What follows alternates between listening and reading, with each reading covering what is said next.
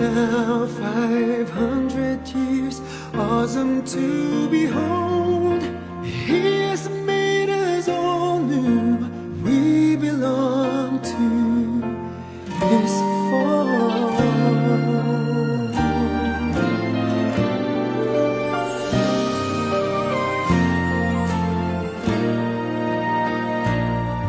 The gospel is a blessing, but also a mission. To the poor and the children, we bring His salvation. To the rest of the world, His message of compassion. To all of humanity, His challenge of conversion. We are blessed, we are loved, we are called, we are sent. We will teach, we will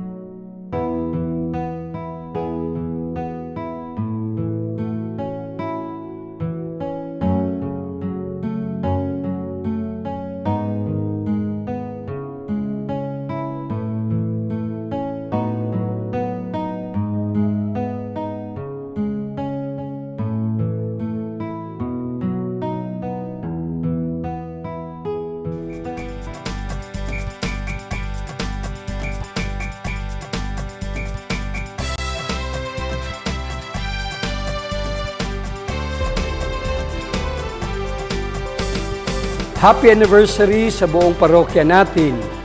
Mabuhay po tayong lahat.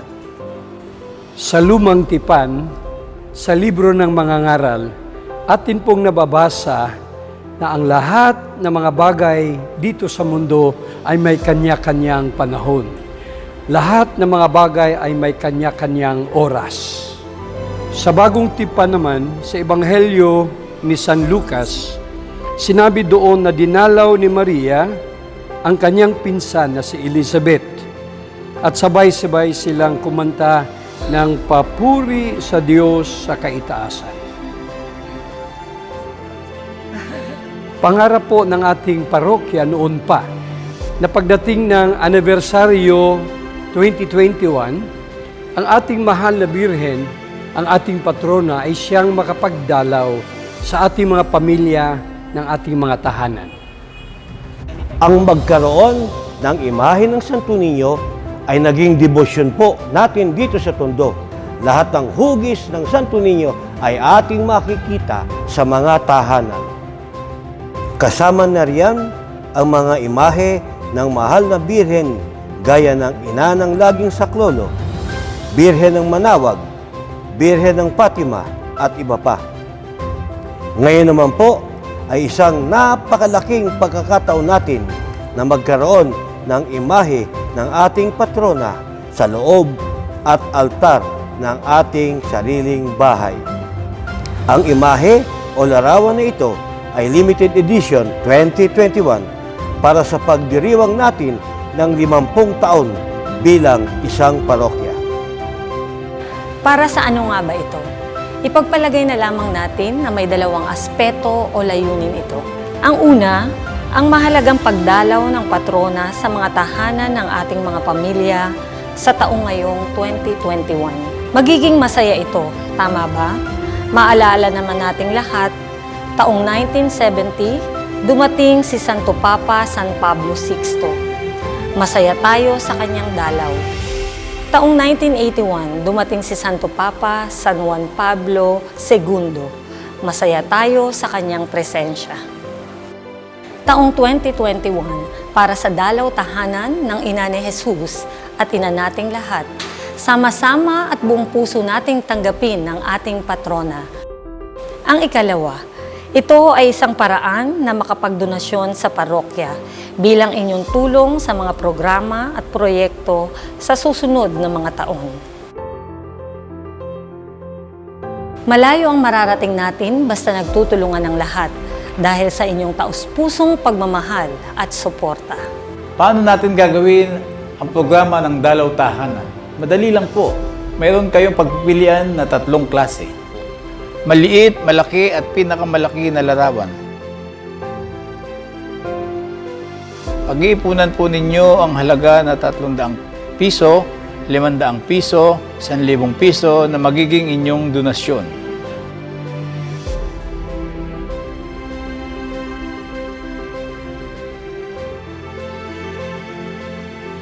Magkakaroon tayo ng registration form.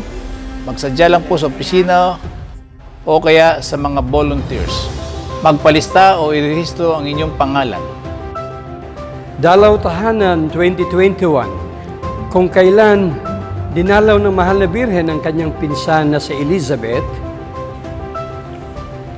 ipanalangin natin ang mga biyaya pampamilya sa pagdalaw ng ating mahal na patrona sa ating mga tahanan ngayong 2021 anniversary. Tayo na't magpalista sa programa. Nauna!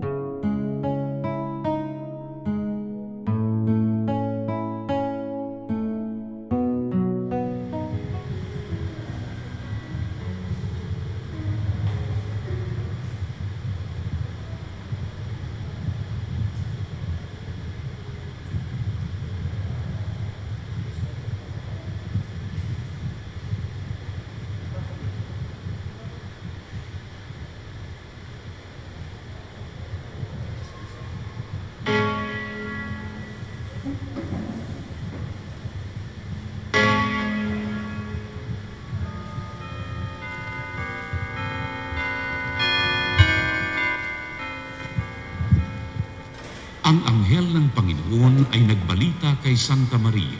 At siya'y naghihiling ng lalang ng Espiritu Santo. Aba, Ginoong Maria, napupuno ka ng grasya.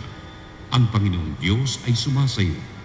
Bukod kang pinagpala sa babaeng lahat, at pinagpala naman ang iyong anak na si Jesus. Santa Maria, Ina ng Diyos, ipanalangin mo kaming makasalanan, ngayon at kung kami mamamatay. Amen. Narito ang alipin ng Panginoon. Maganap nawa sa akin ayon sa wika mo. Aba, Ginoong Maria, napupuno ka ng grasya. Ang Panginoong Diyos ay sumasayo. Bukod kang pinagpala sa babaeng lahat, at pinagpala naman ang iyong anak na si Jesus. Santa Maria, Ina ng Diyos, ipanalangin mo kaming makasalanan. Amen. At ang Verbo ay nagkatawang tao. At nagpamayan sa atin. Aba, Ginoong Maria, napupuno ka ng grasya. Ang Panginoong Diyos ay sumasayo. Bukod kang pinagpala sa babaeng lahat, at pinagpala naman ang iyong anak na si Jesus. Santa Maria, Ina ng Diyos, ipanalangin mo kaming makasalanan, ngayon at kung kami mamamatay. Amen. Ipanalangin mo kami, Santang Ina ng Diyos. Nang kami maging dapat makinabang sa mga pangako ni Kristo. Manalangin tayo. Panginoon namin Diyos, isinan mo ang aming mga kaluluwa ng iyong mahal na grasya. Payayaman namin lahat na ng Panginoon ay natin ang pagkakatawang tao ni Jesucristo ng anak mo. Pakundangan sa mahal na sakit at pagkamatay niya sa krus.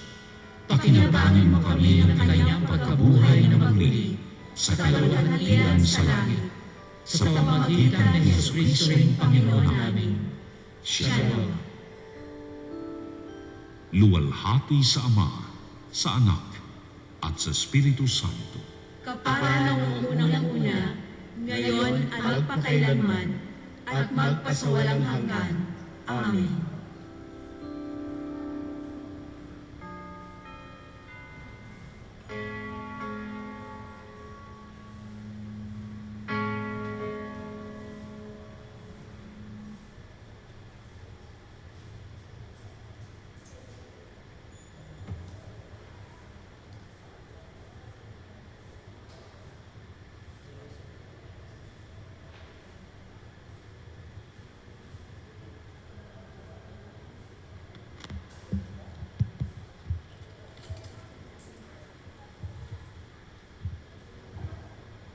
Magandang gabi po sa inyong lahat, mga kapatid.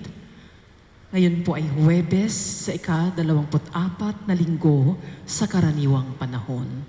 Ang mamumuno sa ating banal na misa ay si Reverend Father Joel Villaruel, OAR. Magsitayo po ang lahat.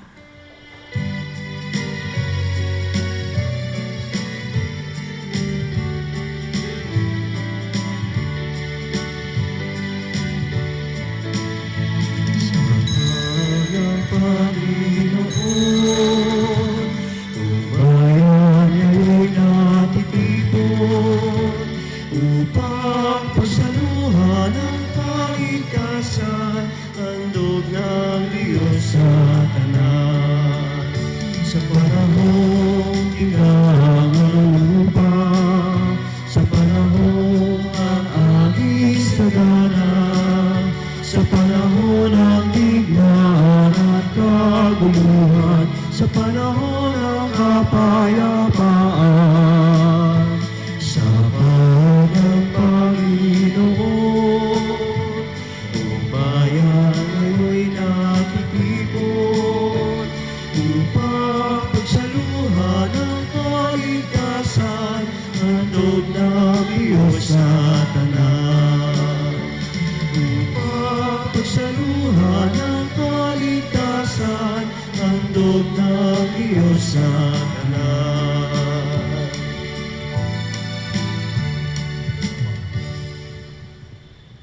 Sa ngalan ng Ama at ng Anak at ng Espiritu Santo. Amen. Ang pagpapala ng ating Panginoong Hesukristo, ang pag-ibig ng Diyos Ama, at ang pakikipagkaisa ng Espiritu Santo, naway sumainyong lahat. At sumainyo rin. Mga kapatid ko ay Kristo, pagunita natin sa kahalagahan ng martiryo ng ating mga kapatid na si San Cornelio at saka si Cipriano. Tingnan din po natin ang sarili natin. Kaya ba rin nating maging martir? Kaya ba nating ibigay ang ating buhay para sa ating pananampalataya? Kadalasan mga kapatid ko kay Kristo, pinanghihinaan tayo ng loob dahil kuminsan hindi pinapahalagahan ang ating mabuting gawain. Patuloy pa rin tayo sa paggawa ng mabuting gawain at asahan natin mga kapatid ko kay Kristo na nakikita ito ng ating Panginoong Diyos. Kaya hingin natin ang kapatawaran ng ating Panginoon sa mga pagkakataong hindi natin ipinapahayag ang ating pananampalataya. Sa mga pagkakataong pinanghihinaan tayo ng loob, natatakot tayo, naduduwag tayo sa mundong ating kinagalawan.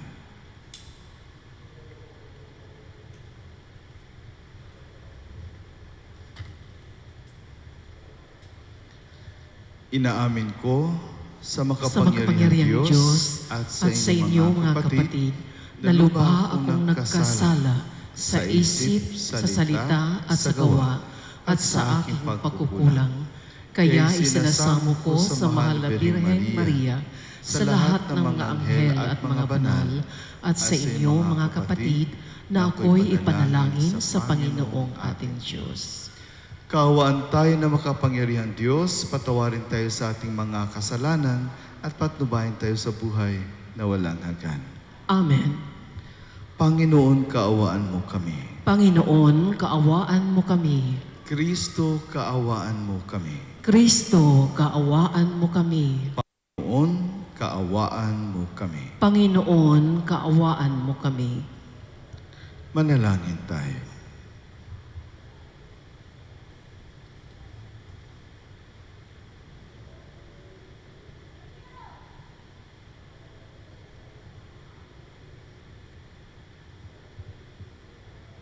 Ama naming makapangyarihan, ibinigay mo sa iyong sambayanan sina San Cornelio at San Cipriano bilang mahuhusay na tagapangasiwa. Bilang katugunan sa kanilang pagdalangin, kami ay gawin mong matibay sa pananampalataya at katatagan at masigasig na gumagawa para sa pagkakaisa ng sambayanan. Sa pamamagitan ni Jesucristo kasama ng Espiritu Santo, magpasawalang hanggan. Amen. Magsiupo ang lahat. Pagbasa mula sa unang sulat ni Apostol San Pablo kay Timoteo. Pinakamamahal, huwag mong bigyan daan na hamakin ka ninuman dahil sa iyong kabataan. Sa halip, pagsikapan mong maging huwaran ng mga sumasampalataya sa pananalita, ugali, pag-ibig, pananampalataya at kabanalan. Iukol mo ang iyong panahon sa pagbabasa ng kasulatan sa madla, sa pinangangaral at pagtuturo hanggang sa ako'y dumating.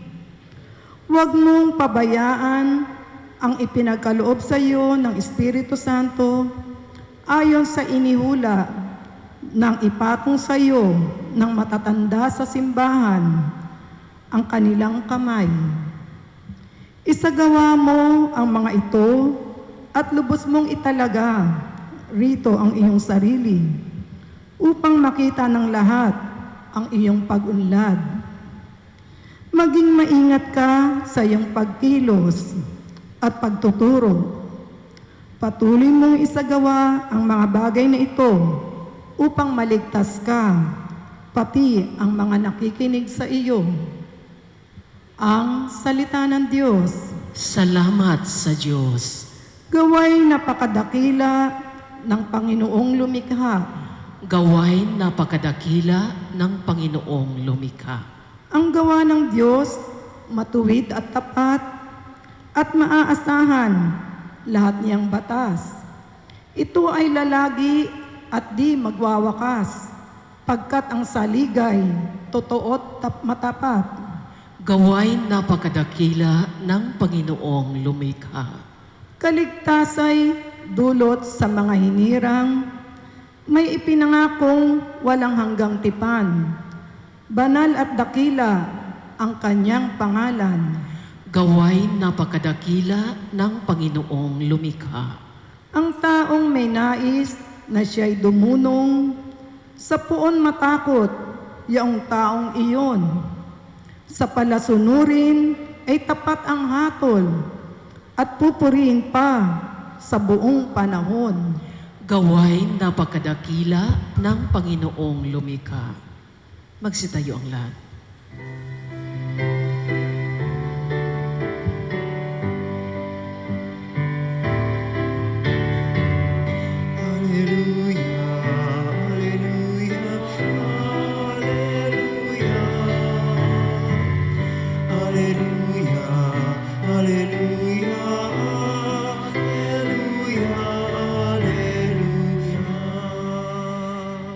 Kayong mabigat ang pasan ay kay Jesus maglapitan upang kayo'y masiyahan.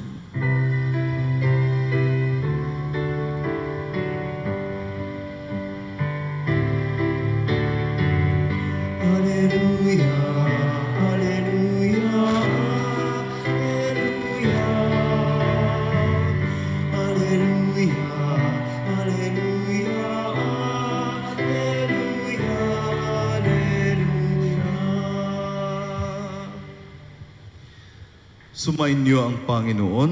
At sumainyo rin, Ang mabuting balita ng Panginoon ayon kay San Lucas. papuri sa iyo, Panginoon.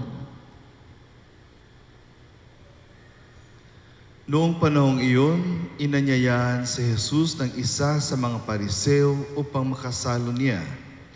Pumaroon siya sa bahay nito at dumulog sa hapag. Sa bayan ng Mangyaon ay may isang babae na kilalang makasalanan. Nabalitaan niyang kumakain si Jesus sa bahay ng pariseo, kaya't nagdala siya ng pabangong na sa sisidlang alabastro. At lumapit siya sa likuran ni Jesus sa gawing paanan. Siya ay nanangis at nabasa ng kanyang luha ang mga paa ni Jesus. Pinunasan niya ang mga ito ng kanyang buhok, hinagkan at pinahiran ng pabango. Nang makita ito ng pariseo nag-anyaya kay Jesus, sinasabi nito sa sarili, kung talagang propeta ang taong ito, alam niya kung sino at kung anong uri ng babae ang humihipo sa kanya. Isang makasalanan. Bilang tugon sa iniisip ni Simon, sinabi ni Jesus, Simon, may sasabihin ako sa iyo. Sumagot siya, ano po yun, Guro? Sinabi ni Jesus, may 2 taong nanghiram sa isang nagpapautang. Ang isa'y 500 denaryo at ang isa na may 50. Nang hindi makabayad, pareho silang pinatawad. Ngayon, sino sa kanila ang lalong nagmamahal sa nagpautang? Sumagot si Simon, sa palagay ko po'y ang pinatawad ng malaking halaga. Tama ang sagot mo, ang tugon ni Jesus.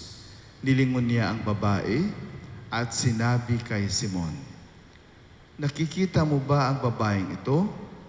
Pumasok ako sa iyong bahay at hindi mo man lamang ako binigyan ng tubig para sa aking mga paa. Ngunit binasan niya ng luha ang aking mga paa at pinunasan ng kanyang buhok. Hindi mo ako hinagkan. Ngunit siya, mula nang pumasok, ay hindi tumigil ng paghalik sa aking mga paa. Hindi mo pinahiran ng langis ang aking ulo, subalit pinahiran niya ng pabango ang aking mga paa. Kaya't sinasabi ko sa iyo, ang malaking pagmamahal na ipinamalas niya ang nagpapatunay na ipinatawad na ang marami niyang kasalanan. Ngunit ang pinatawad ng kaunti ay kaunti lang ang pagmamahal na ipinamamalas. Saka sinabi sa babae, ipinatawad na ang iyong mga kasalanan. At ang kanyang mga kasalo sa pagkain ay nagsimulang magtanong sa sarili, sino ba itong pati nagpapatawad ng kasalanan ay pinangangahasan? Ngunit sinabi ni Jesus sa babae, iniligtas ka ng iyong pananalig. Yumaon ka na't ipanatag ang iyong kalooban. Mga kapatid ko kay Kristo, ang mabuting balita ng ating Panginoon. Pinupuri ka namin, Panginoong Heso Kristo. Magsiupo ang lahat.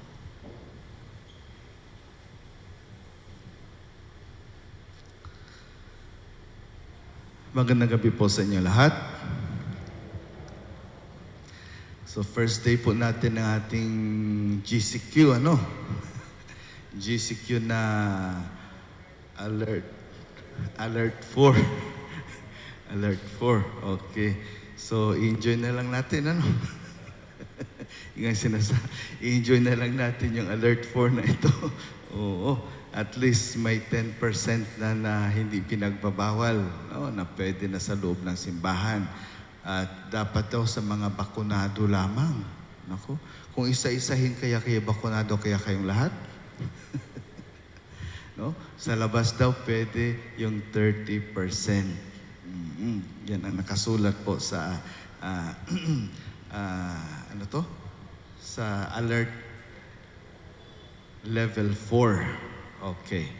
Pero ngayon mga kapatid ko kay Kristo, ibang alert naman, ibang level din naman yung binibigay sa atin ng ating Panginoon. Sa level na ito, makakapasa kaya tayo? No? Mai-enjoy kaya natin? No? Mai-enjoy kaya natin ang alert na ito na binibigay sa atin ng ating Panginoon? No? Yan ang isang kanta na ito, tanong kanina ni Sister Babes, Father, may kanta? Sabi ko, mayroon, kapiranggot lang. No? So yung kanta, I did my best, but I guess my best wasn't good enough. 'Cause here we are back where we were before. Na na na na na na. We're back to being strangers, wondering if we ought to stay or head on out the door just once. Kapiranggot nga lang, dahil hanggang dyan lang po ako. So I did my best, but my best wasn't good enough. Parang nakakalungkot naman, Maraming beses po naririnig natin yan. Ginawa ko ang lahat, pero hindi pa rin sapat sa iyo. Ginawa ko ang lahat, pero hindi mo pa rin ako nakikita. Ginawa ko ng lahat, pero para sa iyo kulang pa rin. Kulang pa rin.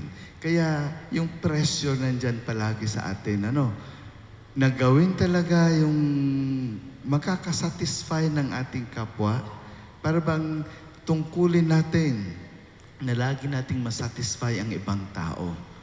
Tungkulin natin na kailangan mapuri tayo. Parang tungkulin natin na kailangan mapasaya natin yung tao, masatisfy natin yung tao, Si Jesus Christ nga, di ba? Sa anak na siya ng Diyos, sa ganda ng kanyang mga pananalita, sa ganda ng kanyang pagpapahayag, sa ganda ng kanyang mga ginagawa, sa ganda ng kanyang kabutihan para sa mga tao, mayroon pa rin hindi natutuwa sa kanya. Kaya nga sabi natin hanggat mayroon pong mapanghusgang walang awa, tayong gumagawa, ng kabutihan ay kulang pa rin yung the best natin. So, kuminsan o kadalasan, nawawalan tayo ng gana, nawawalan tayo ng lakas para ipagpatuloy ang ating ginagawang kabutihan. Sa ating ebanghelyo po, makita natin ang isang babae na pumasok doon sa imbitado si Jesus Christ, ang bahay ng isang Pariseo. Isang dinner siguro ito, isang salo-salo, at sa kadami ng mga tao, hinanap talaga ng babaeng ito si Jesus. Ngayon, kung sino man ang babaeng ito, hindi pinangalanan, no? Kaya nga, may nasabi na pwedeng si Maria ito o sino ito. Mga dalubhasa nagsasabi, no, ina-identify nila kung sino babaeng ito. Ang importante dito, hindi na yung identity talaga ng babae. Ang importante, itong babae ay pwede ring katulad natin, makasalanan. Hinusgahan siya ng Pariseo, pero nakita iyon ni Jesus. At sabi nga, dahil si Jesus ay talagang puno ng awa at kahabagan, so sigurado, napakalaki po ng gantimpala na natanggap ng babaeng ito. Mayroon pong isang experience na po doon sa Brazil.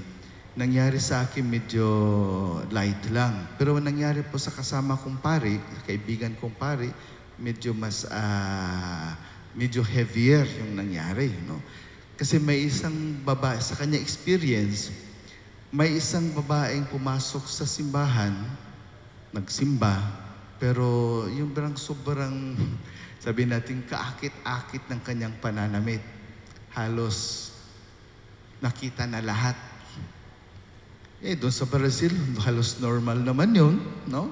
Na sexy talaga sila mandamit doon. Pero siyempre sa loob ng simbahan, napupuna pa rin yun. Pumasok yung babae, nagsimba, tapos halos lahat na nakakita at nakakilala sa babaeng ito, iba na kaagad yung ugong-ugong. Yung pag-isa lang ang nagsabi, parang okay lang. Pero pag marami ang nagsabi, yung ugong na yun lumalakas, di po ba? Okay. Tuloy lang sa pagmisa yung pari. During the communion, tumayo yung babae at nangumunyon din. Hindi naman siya pumila doon sa pari, doon siya pumila sa isang minister. Yung minister, parang hindi alam kung anong gagawin, binigyan naman po ng komunyon. No? After the Mass, nilapitan po niya ang pari na ito at tinanong, Father, nakita mo naman siguro kung anong nangyari kanina. Hindi ko alam kung anong gagawin, pero para walang iskandalo po or what, binigyan ko na po ng komunyon yung babae. Sabi ng pari, sino ba yung babae yun? Father, kilala po sa ng lahat ng tao dito. Hindi po kaya-aya ang kanyang buhay, no? At sabi nga natin, she's a prostitute. Sabing ganon. Naninira ng mga tahanan. Yung sabi ng minister. Tapos, saan palagay mo sa kanya? Sabi ng babae, sabi ng minister, Father, kasi halimbawa, mangyari ulit yun. Pipila ulit siya, parang may, anong gagawin ko? So sabi ng pari sa kanya, yung babaeng yun makasalanan.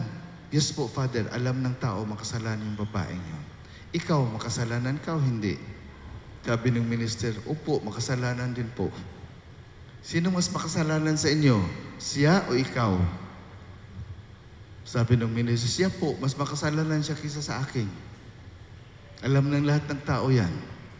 So kung mas makasalanan siya kaysa sa iyo, sino mas nangangailangan kay Kristo? Ikaw o siya?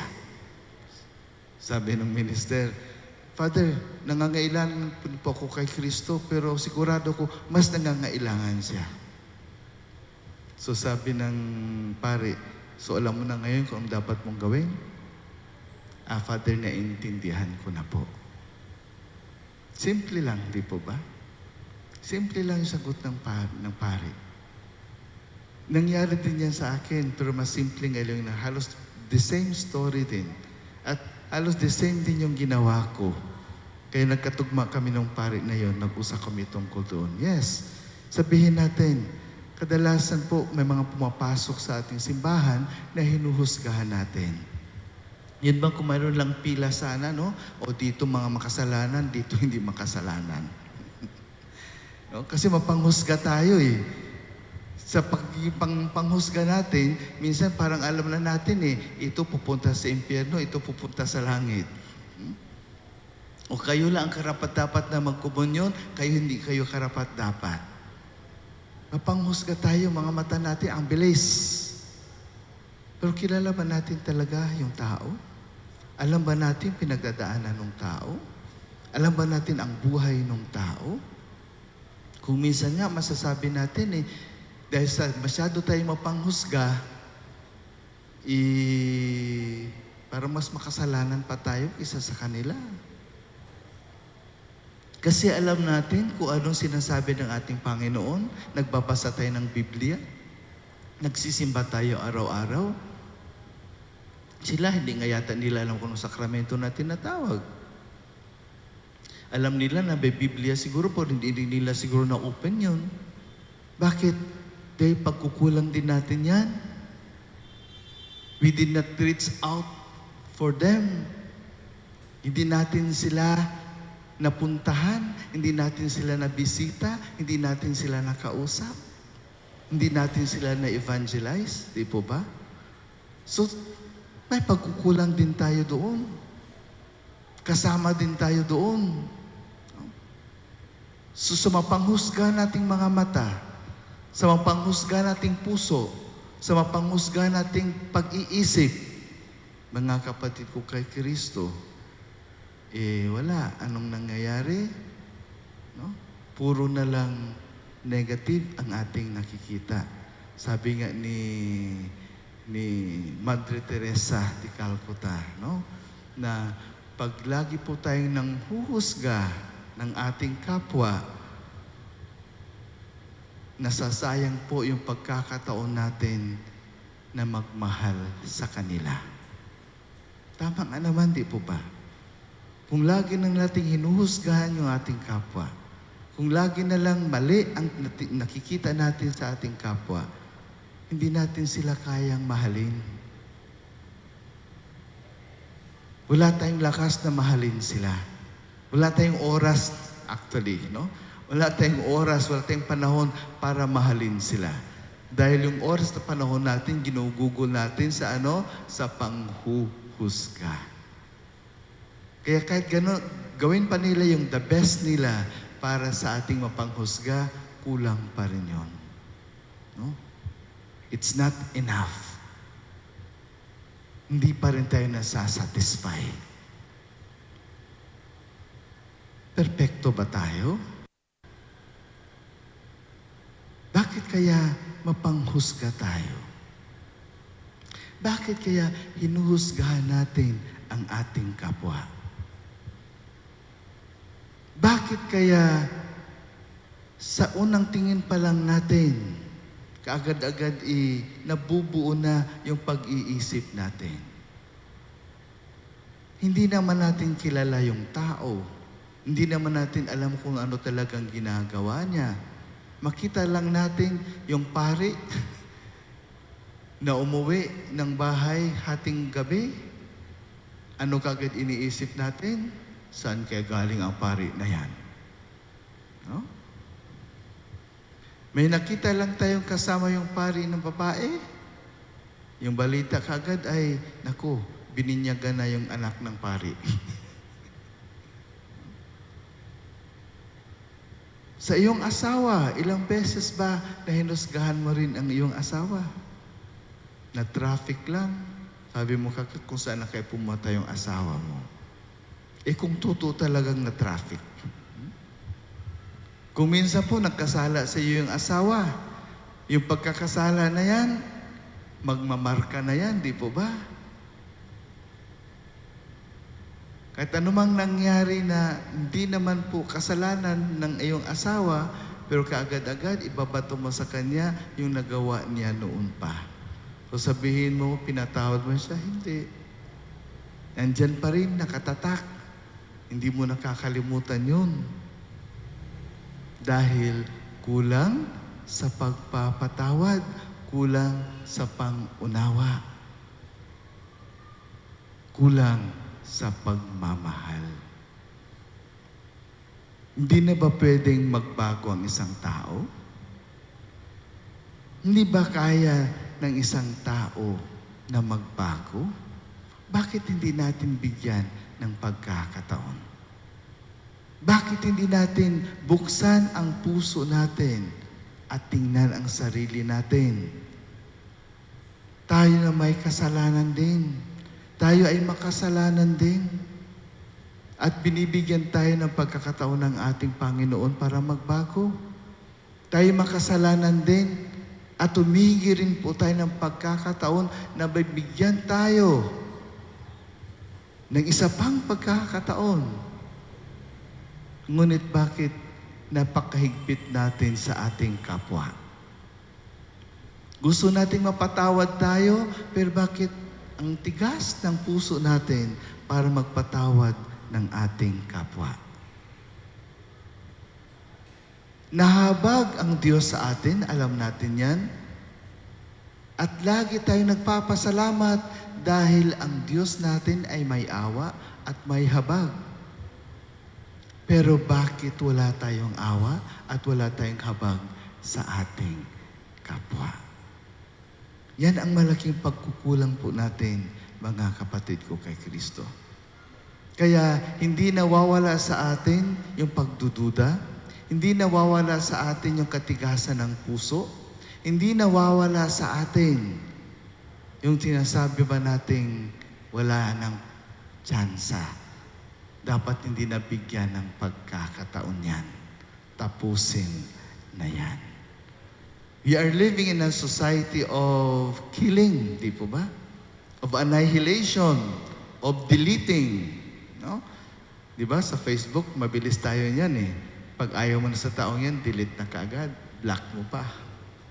Tapos na ang taon na yan para sa'yo. To resolve the problem in our country, ano ang ginagawa ng ating mga namumuno? No? Kill him. Para bang mayroong tinatawag na kasiyahan sa pagpatay?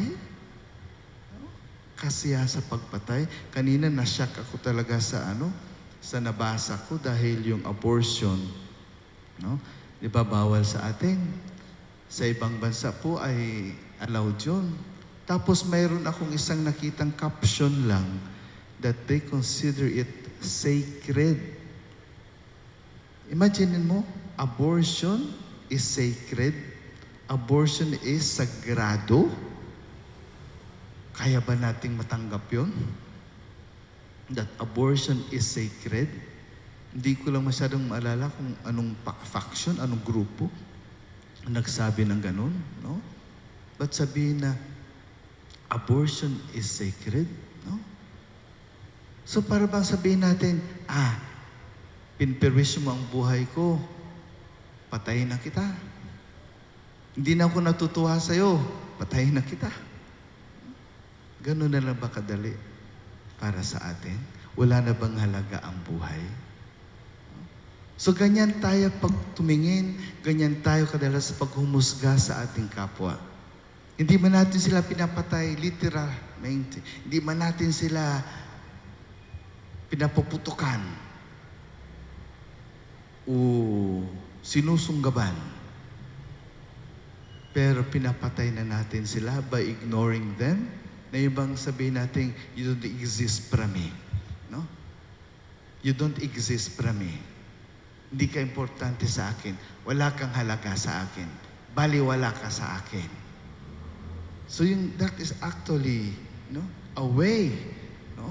That is our way actually of excluding the person, of killing the person. Sa paghusga natin na magbabago na sana yung tao, ayusin na sana ng tao ang kanyang buhay, pero para sa atin, masama pa rin siya. Para sa atin, Hindi siya karapat-dapat ng ating kapatawaran, hindi siya karapat-dapat ng ating pansin. Hindi siya karapat-dapat ng ating atensyon, hindi siya karapat-dapat sa ating pagmamahal. Sino ba tayo para manghusga? Kaya marami pong nawawala ng lakas, nawawala ng gana na patuloy na gumawa ng kabutihan dahil hindi daw pinapahalagahan ang kanilang ginagawa.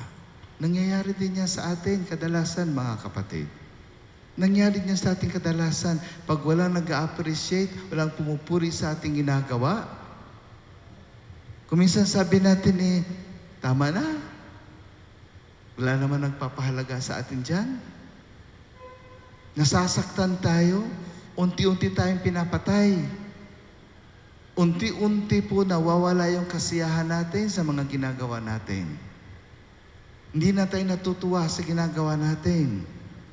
Kaya kadalasan po, we isolate ourselves at parang sinabi, I don't need anybody because nobody loves me. Yung sabihin na yan, nobody loves me, the person actually is dead. Patay ang tao na yan pag sinabi niyang nobody loves him. So mga kapatid, isipin natin mabuti.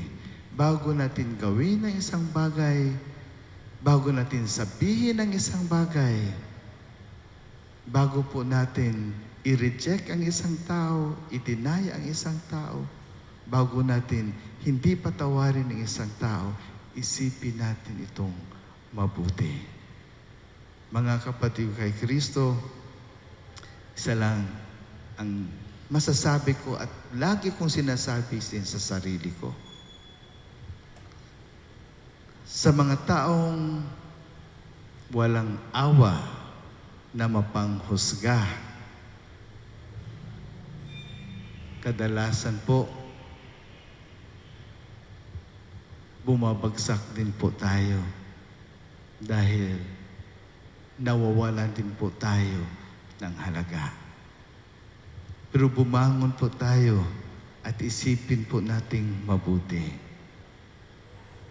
na mayroong nagpapahalaga, mayroong nakakakita, mayroong pumupuri sa mga gawain natin.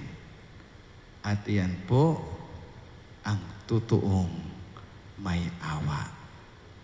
Ang totoong may awa, siyang nagpapahalaga sa atin, siya ang may awa sa atin, siya ang nagpapatawad sa atin, siya ang magliligtas, nagliligtas sa atin. Huwag po tayong mawalan ng pag-asa. Huwag po tayong mawalan ng lakas, ng loob para gumawa ng kabutihan dahil ito po ay binibiyayaan ng totoong may awa, ang ating Diyos, ang ating Panginoon. Ngayon, ang tanong, hindi ba siya sapat sa atin? Sa pagmamahal niya sa atin, sa pagpapatawad niya sa atin, sa pagliligtas niya sa atin, hindi pa ba siya sapat sa atin? At talagang kailangan natin yung pagpupuri ng mga taong walang habag at walang awa. Mahal tayo ng Diyos. Pinapatawad tayo ng Diyos. Tinangtanggap tayo ng Diyos. Niyayakap tayo ng Diyos. Ililigtas tayo ng Diyos. Siya po ay sapat na para sa ating lahat. Amen.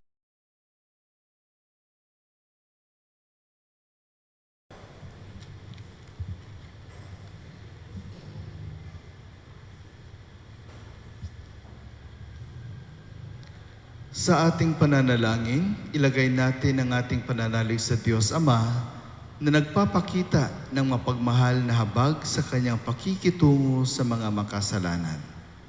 Sa bawat panalangin po ating itutugon, kaibigan ng mga makasalanan, idulot mo sa amin ang iyong kapayapaan. Kaibigan ng mga makasalanan, idulot mo sa amin ang iyong kapayapaan. Ang simbahan, naway may pagpatuloy ang gawain ni Jesus sa pagpapatawad ng mga kasalanan at pagbubuo ng mga pusong wasak. Manalangin tayo sa Panginoon. Kaibigan ng mga makasalanan, idulot mo sa amin ang iyong kapayapaan. Sa pamamagitan ng diwang mapagpatawad, ang mga taong magkakatunggali, naway humantong sa mapayapang Kaibigan ng mga tayo naway maging mahinahon at mahabagin sa ating kaisipan ukol sa kapwa at wag natin silang iwaksi o tanggihan dahil sa kanilang kahinaan at kakulangan. Manalangin tayo sa Panginoon. kaibigan ng mga makasalanan, idulot mo sa amin ang iyong kapayapaan. Ang mga may sakit at yaong mga nag-aaruga sa kanila, naway makadama ng mapagpagaling na presensya ng Panginoon sa pamamagitan ng nagmamalasakit na Kristiyanong komunidad. Manalangin tayo sa Panginoon. Kaibigan ng mga makasalanan, idulot mo sa amin ang iyong kapayapaan. Yaong mga pumanaw na sa buhay na ito, naway patawarin ni Jesus na ating tagapagligtas. Manalangin tayo sa Panginoon. Kaibigan ng mga makasalanan, idulot mo sa amin ang iyong kapayapaan. Lubhang mahabaging Ama, itinataas namin sa iyo ang aming mga panalangin sa ngalan ng iyong anak na nagmahal sa amin at inialay ang kanyang sarili para sa amin. Siya na mapagpatawad na tagapagligtas na nabubuhay at nagahari magpasawalang hanggan. Amen. Magsiupo ang lahat.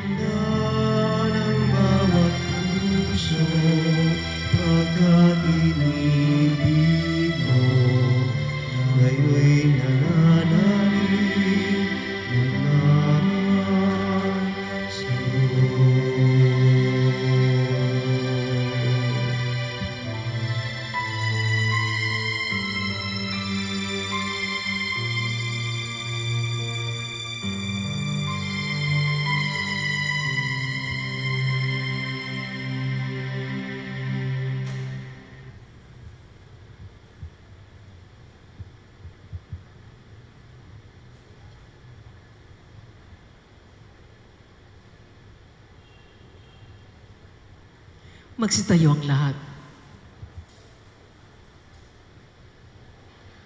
Manalangin kay mga kapatid upang ating paghahain ay kalugdan ng Diyos, amang makapang May sa kapurihan niya at karangalan sa ating kapakinabangan at sa buong sambayanan niyang banal. Ama naming lumikha, tanggapin mo ang mga alay ng iyong sambayanan.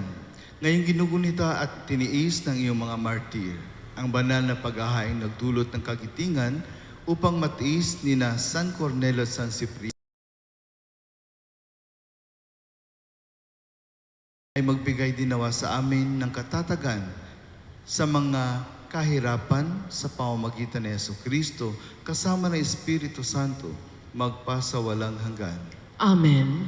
Sumainyo ang Panginoon. At sumainyo rin. Itaas sa Diyos ang inyong puso at diwa. Itinaas na namin sa Panginoon. Pasalamatan natin ang Panginoong ating Diyos. Marapat na siya'y pasalamatan. Ama naming makapangyarihan, tunay ngang marapat na ikaw ay aming pasalamatan. Ngayong aming kagalakan na si San Cornelio at San Cipriano ay parangalan. Sila'y kapanalig naming may paninindigan na ikaw ay ipahayag kahit sila'y mamatay. Sapagkat minarapat mong kanilang matularan ang iyong anak na naghain ng sariling buhay. Tulad na naganap sa iyong anak, ang dugo ng mga martir ay dumanak, hindi dahil sa katatagang likas, kundi dahil sa iyong bigay na lakas. Kaya kaisa ng mga anghel na nagsisiawit ng papuri sa iyo nang walang humpay sa kalangitan, kami nagbubunyi sa iyong kadakilaan.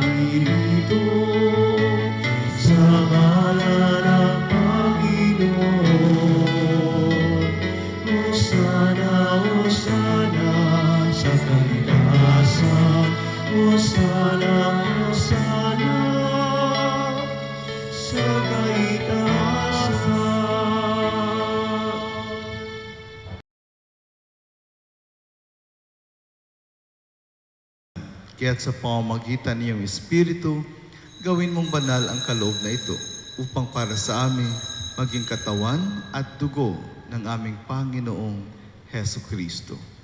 Bago niya pinagtiis ang kusang loob na maging handog, hinawakan niya ang tinapay, pinasalamatan kanya, pinaghati-hati niya iyon, iniabot sa kanyang mga alagad at sinabi, "Tanggapin ninyong lahat ito at kanin. Ito ang aking katawan na ihahandog para sa inyo."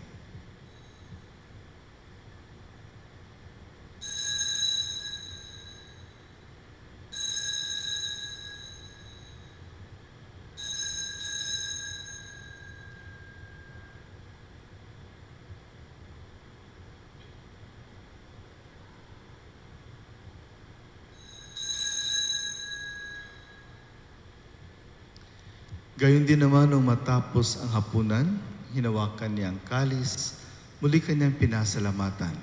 Iniabot niya ang kalis sa kanyang mga alagad at sinabi, "Tanggapin ninyong lahat ito at inumin. Ito ang kalis ng aking dugo, ng bago't walang hanggang tipan. Ang aking dugo ni bubuhos para sa inyo at para sa lahat sa ikapagpapatawad ng mga kasalanan. Gawin ninyo ito sa pag-alaala sa akin."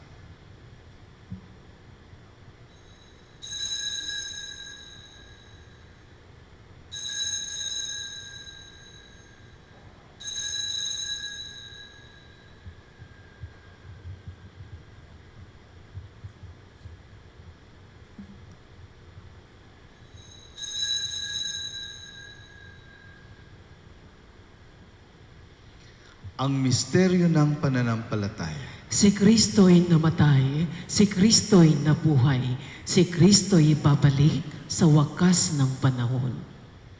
Ama, ginagawa namin ngayon ang pag-alala sa pagkamatay at muling pagkabuhay ng iyong anak. Kaya't iniaalay namin sa iyo ang tinapay na nagbibigay buhay at ang kalis na nagkakaloob ng kaligtasan. Kami nagpapasalamat dahil kaming minarapat at tumayo sa harap mo para maglingkod sa iyo. Isinasamo namin kami magsasalo-salo sa katawan at dugo ni Kristo ay mabuklod sa pagkakaisa sa pamamagitan ng Espiritu Santo. Ama, lingapin mo ang iyong simbahang laganap sa buong daigdig. Puspusin mo kami sa pag-ibig kaisa ni Francisco naming Papa at ni Jose naming Obispo at ng Tanang Kaparian. Alalahanin mo rin ang mga kapatid naming nahimlay na may pag-asa sila'y muling mabubuhay. Gayon din ang lahat ng mga pumanaw. Kawan mo sila't patuloyin sa iyong kaliwanagan.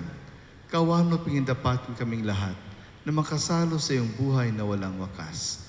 Kaysa ng mahal na Birheng Maria, na ina ng Diyos, at ang kabiyak ng puso niyang si San Jose. Kaysa ng mga apostol at ng lahat ng mga banal, lalong-lalo na po San Cornelio, San Cipriano, na namuhay dito sa daigdig ng kalugod-lugod sa iyo. May pagdiwang nawa namin ang pagpupuri sa ikararangal mo sa pamamagitan ng iyong anak na aming Panginoong Heso Kristo. Sa pamamagitan ni Kristo, kasama niya at sa Kanya, ang lahat ng parangal at papuri ay sa iyo, Diyos sa mga makapangyarihan, kasama ng Espiritu Santo, magpasa walang hanggan. Amen. Magsitayo ang lahat. Sa tagubilin naman ang kagagaling na utos sa turo ni Jesus na Panginoon natin at Diyos, ipahayag natin ng lakas loob.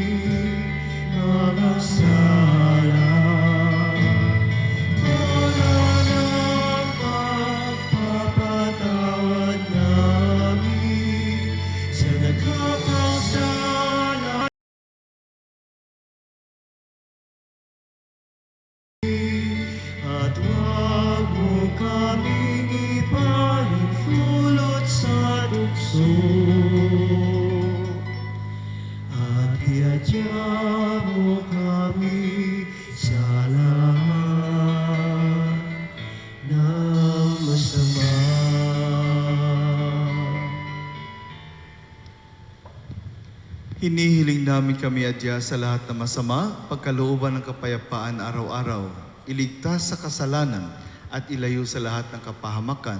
Samantalang aming pinananabikan ang dakilang araw ng pagpapahayag ng tagapagligtas naming si Heso Kristo. Sapagkat iyo ang kaharian at ang kapangyarihan at ang kapurihan magpakailanman. Amen.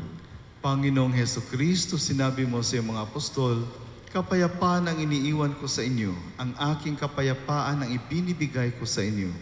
Tunghayan mo ang aming pananampalataya at huwag ang aming pagkakasala.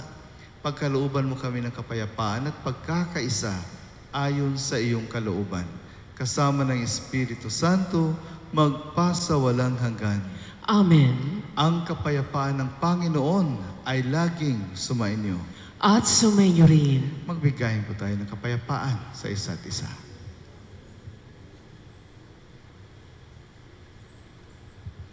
Kordero ng Diyos na nag-aalis ng mga kasalanan ng sanlibutan, maawa ka sa amin. Kordero ng Diyos na nag-aalis ng mga kasalanan ng sanlibutan, maawa ka sa amin.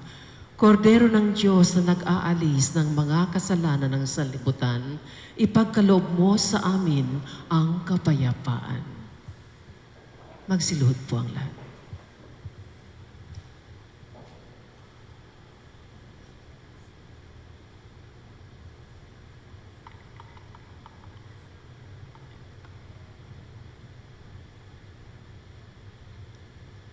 Siya po ang ating Panginoong Jesucristo, ang tunay na may awa at habag.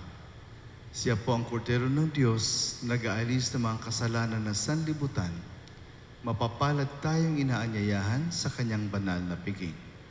Panginoon, hindi ako karapat-dapat na magpatuloy sa iyo, ngunit sa isang salita mo lamang ay gagaling na ako. Ang katawan ni Kristo. Amen.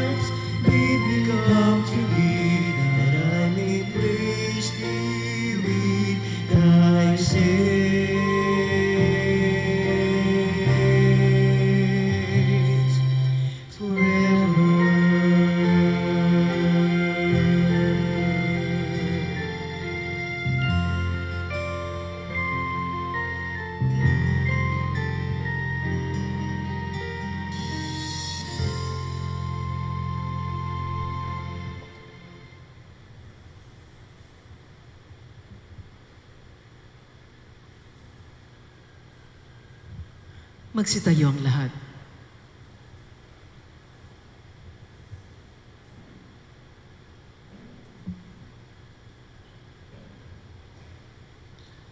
Manalangin tayo.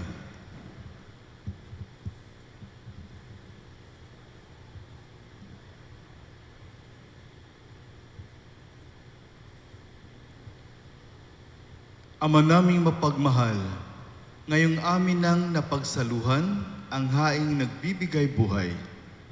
Hinihiling namin kaming pinaghaharian ng iyong espiritu ng kagitingan ay maging mga saksi sa katotohanan ng mabuting balita, ayon sa halimbawang ipinakita ni na San Cornelio at San Cipriano.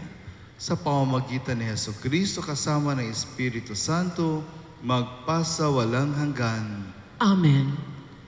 Sumainyo ang Panginoon At sumainyo rin. at pagpalain kayo ng makapangyarihang Diyos, Ama at Anak, Espiritu. Amen. Humayo tayong taglay ang kapayapaan ni Kristo. Salamat sa Diyos.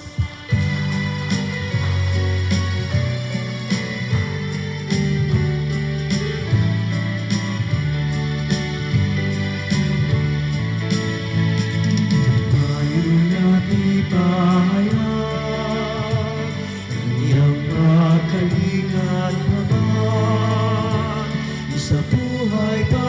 pag-ibig at katarungan, tanda ng kanyang kaharian.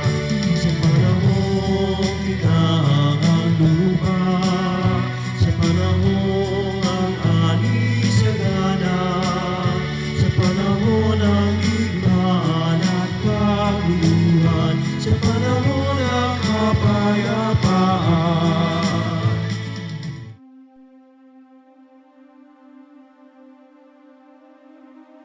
Mahabagin at mapagmahal na Ama, nagsusumamo kami sa iyo upang hilingin ang iyong patnubay laban sa COVID-19 na nagpapahirap sa marami at kumitil na ng maraming buhay. Tungayan mo kami ng may pagmamahal at ipagadya kami ng iyong mapaghilom na kamay mula sa takot sa karamdaman at kamatayan. Itaguyod mo kami sa pag-asa at patatagin sa pananampalataya. Gabayan mo ang mga dalubhasang naatasan na tumuklas ng mga lunas at paraan upang ihinto ang paglaganap nito. Nagpapasalamat kami sa mga bakunang naisulong sa patnubay ng iyong mga kamay. Pagpalain mo ang aming mga pagsisikap na mawakasan ng mga bakuna ang pandemya sa aming bayan. Patnubayan mo ang mga lumilingap sa may sakit upang ang kanilang pagkalinga ay malaki pa ng husay at malasakit. Pagkalooban mo sila ng kalusugan sa isip at katawan, katatagan sa kanilang paninindigang maglingkod at ipagsanggalang sa karamdaman. Itinataas namin ang mga nagdurusa, makamtan nawa nila ang mabuting kalusugan. Lingapin mo rin ang mga kumakalinga sa kanila. Pagkamitin mo ng kapayapaang walang hanggan ang mga pumanaw na. Pagkalooban mo kami ng biyaya na magtulong-tulong tungo sa ikabubuti ng lahat. Pukawin sa amin ang pagmamalasakit sa mga nangangailangan. Sa pagdamay at malasakit namin sa bawat isa, malampasan nawa namin ang krisis na ito at lumago sa kabanalan at pagbabalik loob sa iyo. Hinihiling namin ito sa pamamagitan ni Jesucristo na nabubuhay at naghaharing kasama mo at ng Espiritu Santo, iisang Diyos, magpasawalang hanggan. Amen. Dumudulog kami sa iyong patnubay, mahal na Ina ng Diyos. Pakinggan mo ang aming makahilingan sa aming pangangailangan at ipagadya mo kami sa lahat ng kasamaan. Maluwalhati at pinagpalang Birhen. Amen. Mahal na Birhen, mapagpagaling sa may sakit, ipanalangin mo kami. San Jose, ipanalangin mo kami. San Rafael Arcangel, ipanalangin mo kami. San Roque, ipanalangin mo kami. San Lorenzo Ruiz, ipanalangin mo kami. San Pedro Calungsod, ipanalangin mo kami.